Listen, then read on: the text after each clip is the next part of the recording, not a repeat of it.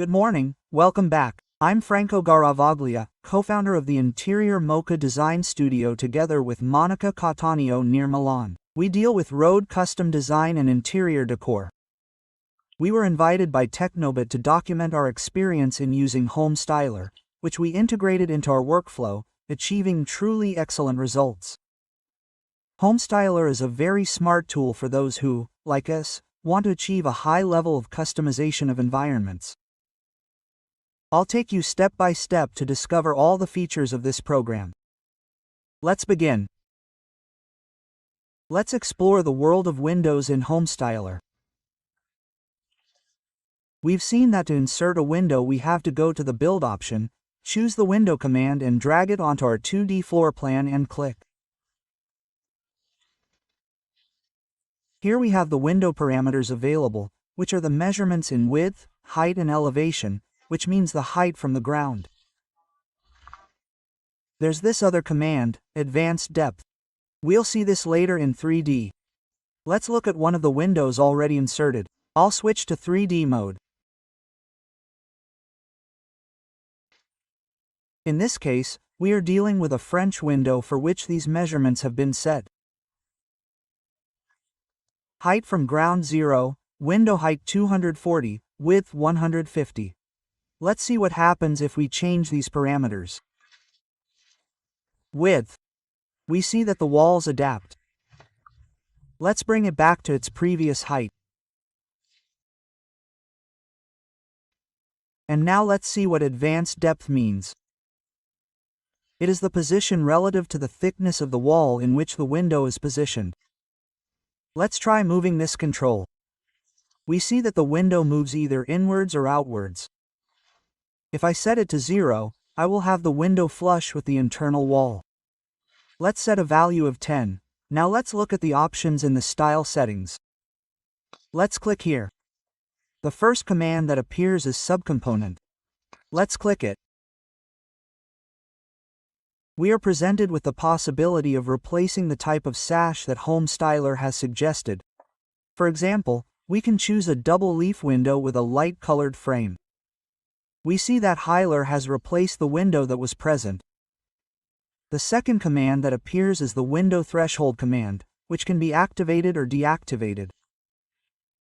By threshold we mean the window sill, which can be either inside or outside. In fact, we will have a window threshold on side A and a window threshold on side B. Let's try activating the window threshold on side A. A threshold appears, and we can change the size of the projection. You can see that if we move the command with the cursor, the threshold changes size. We can see that the threshold is not there on the outside. Let's reselect the window. Set threshold style on side B. Once the command is active, the threshold also appears on the outside. Since this is a French window, we decide to activate the threshold on side B, that is, on the outside, but deactivate the threshold on side A on the inside. In this case, having set a material for the floor and wanting the same floor to enter between the wall and the window, we can take the material brush from the tools.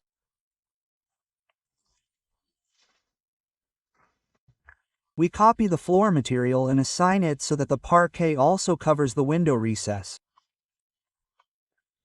The parquet will not be visible on the outside because we have activated the threshold. Of course, we can also replace the threshold material, so threshold, window, material.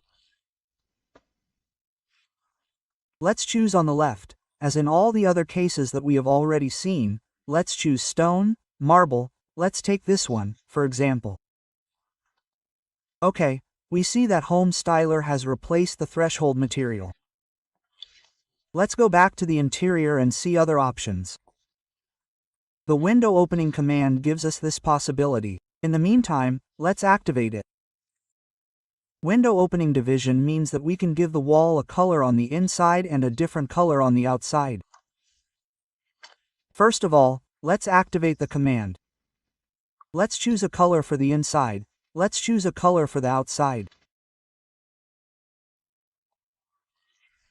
This could be the color we have on the walls on the inside, and this could be the color we have on the outside.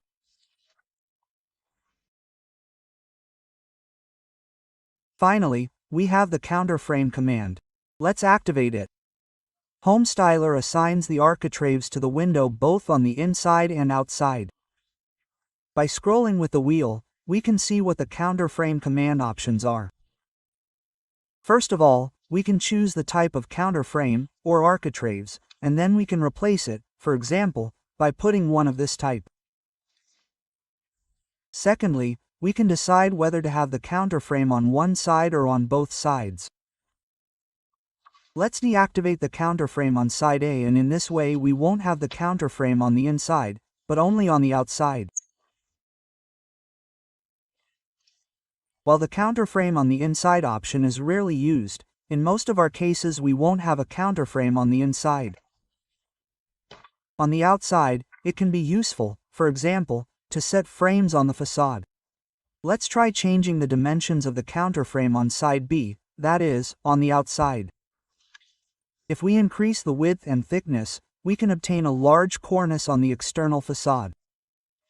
In this case too, we can choose the material of the counter frame. We can replace it either using this option or using the material brush tool.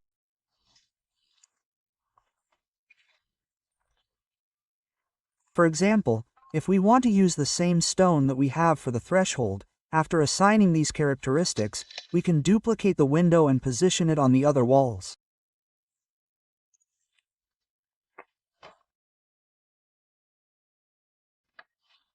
Obviously, if this is not to be a French window, but a window, we will change its dimensions.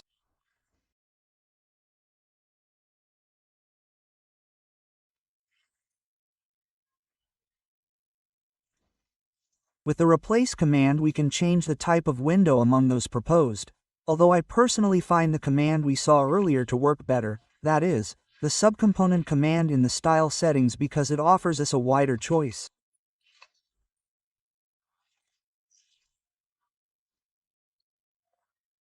HomeStyler defines these as parametric windows, which means that when the dimensions change, the proportions of the frame are correctly maintained.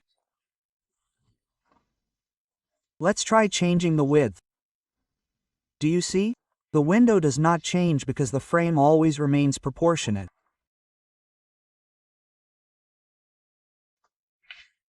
Another way to insert windows is to go through the decorate mode.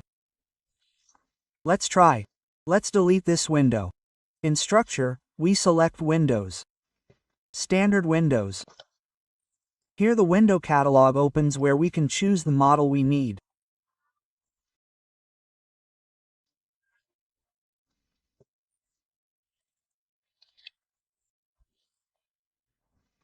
In this case too, we have the parameters available to change the dimensions, in addition of course to being able to use the style parameters, as we have already seen before, the niche, or architrave or counterframe, and the windowsill, which in the other case was called the threshold.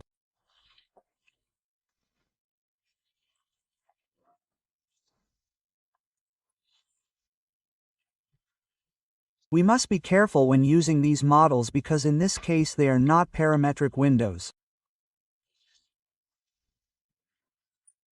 Consequently, if the dimensions vary greatly compared to the original model, we will also lose the proportions of the model.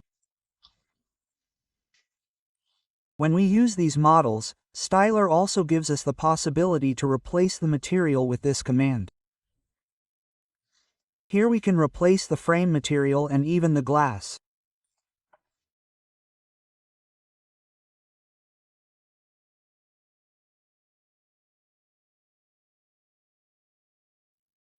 HomeStyler asks us if we want to assign the same material to the casing, which here is called a pocket, but which we have also seen with the name of counterframe.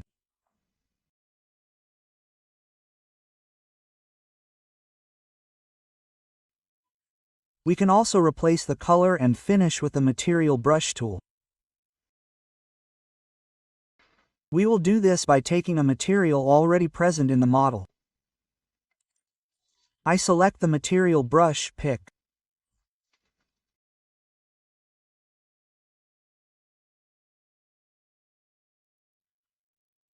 We can perform this operation on both parametric windows and non-parametric models. Before closing, a quick tidying up of the other windows. That's all for this video. I greet you and enjoy working with HomeStyler.